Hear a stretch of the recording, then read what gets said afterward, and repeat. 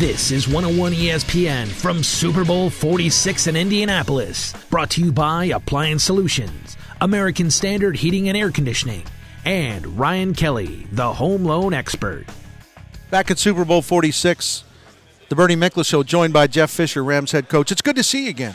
Nice to be here. How's your week been?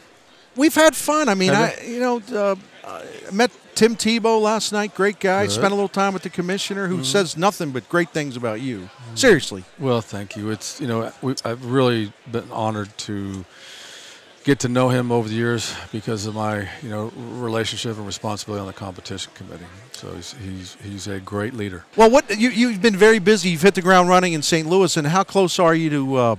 I can't even keep track of all the coaches you've hired. Are you pretty much?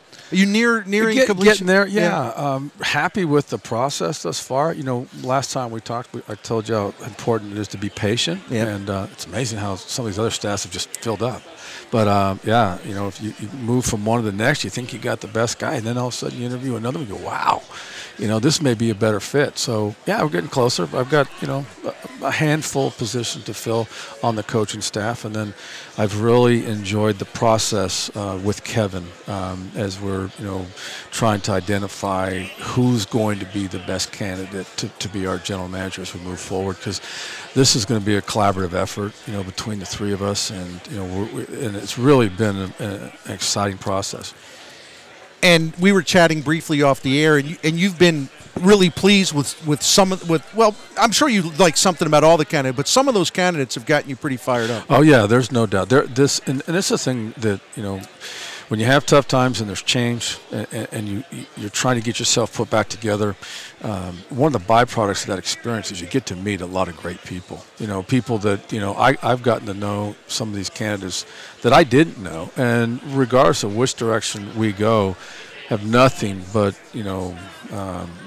just impressive feelings about these guys. I mean, they're all very successful. They're proven, and we'll make the right decision.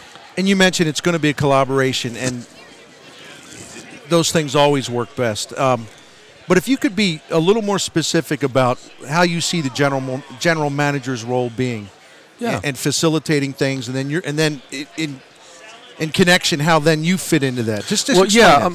Let me give you an example. Someone just a few minutes ago said, "Isn't this unusual that you have a head coach in place before you hire a general manager? It's usually the other way." And I had to remind him that I was coaching in Tennessee when Mike Reinfeldt was hired as our general manager. And I mean, I'll challenge you guys to find a head coach and general manager that work better together than Mike and I.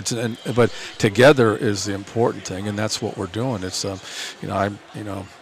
I have no idea which guard to take in the 6th round because I haven't seen him. I don't have time to do that. That's his job and their job and personnel department's job. But sharing the same vision and like anything else, communication is going to be the most important thing. How we're going to get from here to there, how we're going to use the different opportunities through pro free agency, through the college draft, and all those things to get this team back on the map. I got to tell you, Coach, I know history lessons may not be important now, but I always think it is important because you don't want to repeat stuff that's been bad. You learn from it. But when Dick Vermeil was the coach and Charlie Army was his general manager, Rams Park was a happy place. You could tell everyone's pulling together.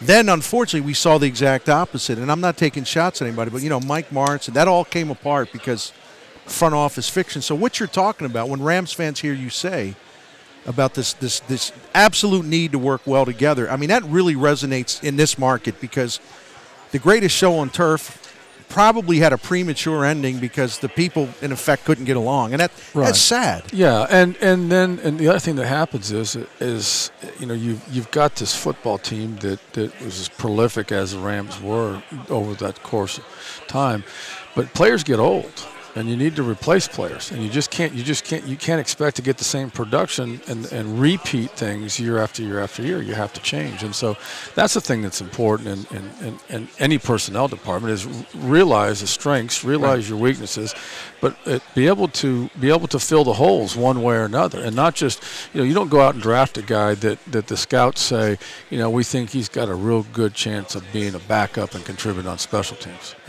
We got a lot of those guys. Right. We're going to draft draft guys that we want to start and be very, very good football players for us. Well, enjoy the next 3 days. Do you have a Super Bowl party, or how are you going to watch the game?